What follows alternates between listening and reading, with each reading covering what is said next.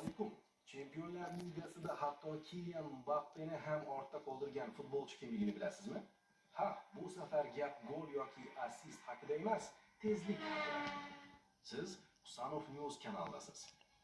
Nufuzli CIES Futbol Observatoriy tahliliy markazi joriy mavsum Chempionlar Ligasi o'yinlarida qayd etilgan eng yuqori tezliklar reytingini e'lon qildi.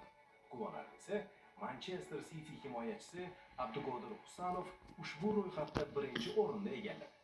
Hamyurtimiz maydonda 35,8 km/soat tezlik qayd etib, turning umumiy bosqichining eng tezkor futbolchisi deb topildi. Eng e'tiborlisi, Husanov bu ko'rsatkich bilan jahon futbolining eng tezkor hujumchilaridan biri hisoblangan Kylian Mbappeni ham ortda qoldirdi.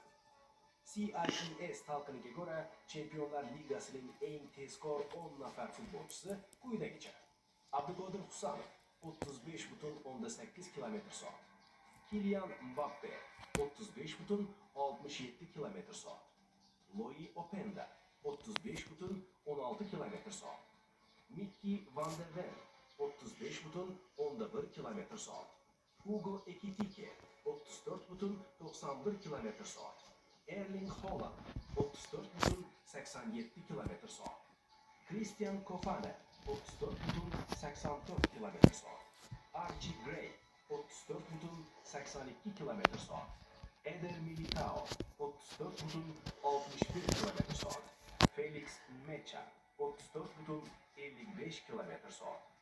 Bu natija Abduqodir Husanov uchun juda katta e'tirof. Chunki Chempionlar Ligasi darajasida bunday tezlik ko'rsatkichini qayd etish har qanday futbolchi uchun ulkan yutuq hisoblanadi. Shuning bilan xabar yakuniga yetadi. Husanov News bilan qoling. Xayr, keyingi videolarda ko'rishguncha.